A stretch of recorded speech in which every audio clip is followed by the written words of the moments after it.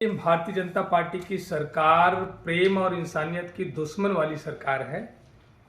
आज जिस तरीके से सारस पक्षी चर्चा में है,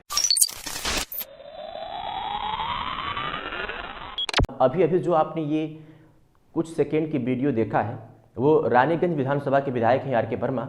उन्होंने भारतीय जनता पार्टी को आरिफ और सारस के मामले को लेकर के कटघरे में खड़ा कर दिया। उनका कहना है कि इंसान और पक्षी के प्रेम की, यानी कोई भी प्यार व मोहब्बत हो, उसकी दुश्मन भारतीय जनता पार्टी है।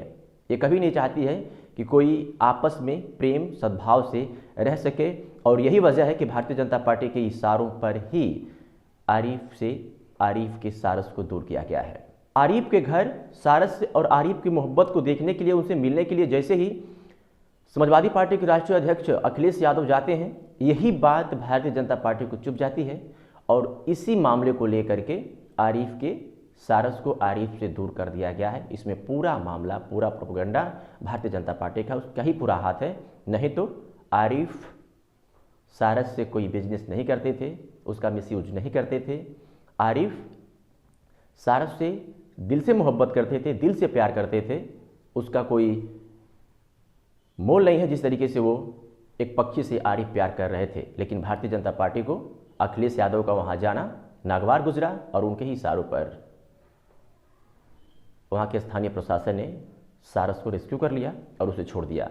उसके बाद भी अगर वहाँ से फिर वो उड़ करके आरिफ से मिलने जाता है, उसके घर के लिए निकल पड़ता है, फिर उसे बीच रास्ते में उसे फिर से रेस्क्यू कर लिया जाता है। और अभी तक ये बात पता नहीं है कि आरिफ का सारस इस वक्त है कहाँ। जितना सारस के वियोग में आरिफ तड़प रहे हैं, उससे कहीं ज़्यादा वो पक्षी सारस जो है वो आरिफ के लिए तड़प रहा होगा। सुनिए। खबर है कि पूर्व मुख्यमंत्री अखिलेश जी अगर आरिफ के घर नहीं गए होते तो वन विभाग वाले सारस को नहीं ले जाते। अमित जी, भारतीय जनता पार्टी की सरकार प्रेम और इंसानियत की दुश्मन वाली सरकार है।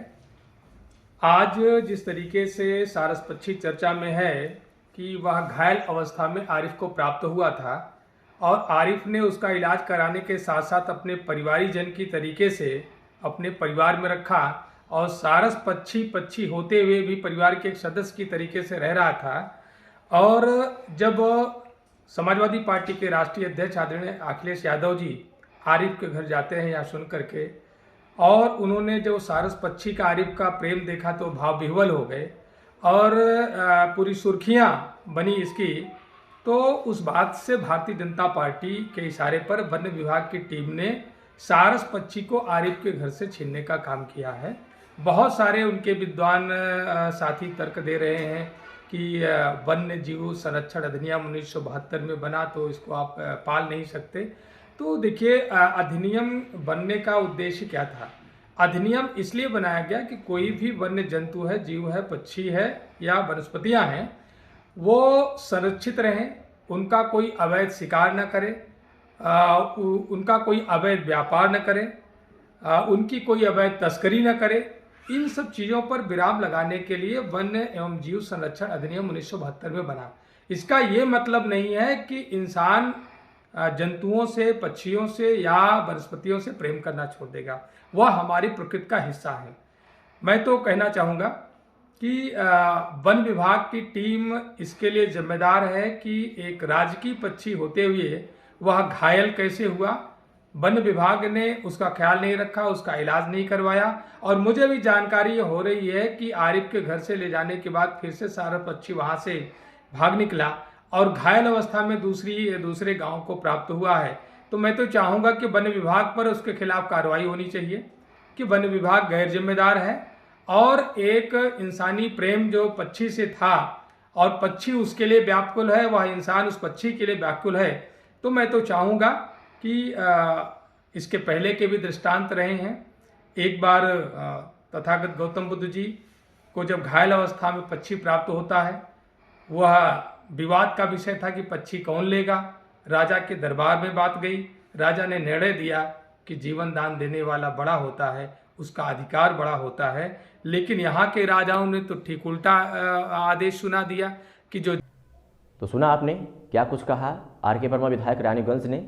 आप क्या सोचते हैं इसके बारे में? अपनी प्रतिक्रिया कमेंट सेक्शन में ज़रूर दीजिएगा। कि क्या इन्होंने जो बात कही है वो सही है, क्या भारतीय जनता पार्टी प्यार की दुश्मन है, क्या भारतीय जनता पार्टी ये नहीं चाहती है कि लोग आपस में प्रेम और सद्भाव से रहें, प्रेम व्यवहार से रहें। ये तमाम बातें हैं जो आपकी प्रतिक्रिया हम जानना चाहेंगे।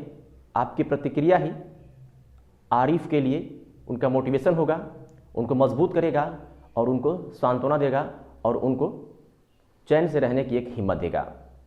लेकिन उससे पहले आपको बता दें कि जिस तरीके से सारस को लेकर के सियासत गर्मा गई है, जिस तरीके से लेकर के सारस पक्षी को लेकर के सियासत का दौर शुरू हो गया है, राजनीति की जा रही है। इधर कहीं कांग्रेस से प्रियंका गांधी अपने फेसबुक पेज पर पोस्ट करती हैं, आरिफ किस मामले में 2 शब्द लिखती हैं, तो वहीं अखिलेश यादव मिलने जाते हैं, प्रेस कॉन्फ्रेंस में आरिफ भी वहाँ पर पहुँच जाते हैं और तमाम ऐसे कार्यक्रम जो समाजवादी पार्टी के हैं उसमें अखिलेश यादव एक बार जरूर सारस पक्षी का मीडिया के सामने जिक्र करते हैं। हालांकि अभी कल हमने खबर फ्लैश किया था, उसमें ये बताया था कि आरिफ का जो सारस है, आरिफ ने खुद कहा था कि वो वन विभाग के कब्जे में है, उसे कैद करके रखा गया है, अगर वो आज़ाद होता तो वो ज़रूर मेरे पास उड़ के चला आता। लेकिन कहीं ना कहीं आरिफ के अनुसार इसमें सियासत की जा रही है, इसमें कोई पेंच मार रहा है, इसमें कोई राजनीति कर रहा है और हम और हमारे सारस को हमसे अलग करने की उसका षड्यंत्र है। और इसी मामले को लेकर के प्रशासन ने काम किया है और मुझसे मेरे सारस को दूर कर दिया है। अब दूर होने के बाद मेरी क्या हालत है ये मुझसे कोई नहीं पूछ रहा है, लेकिन लोगों का प्यार है जो मुझे बल दिया हुआ है। आरिफ ने कहा कि मुझे अभी भी उम्मीद है कि मेरा सारस मुझे मिल जाएगा।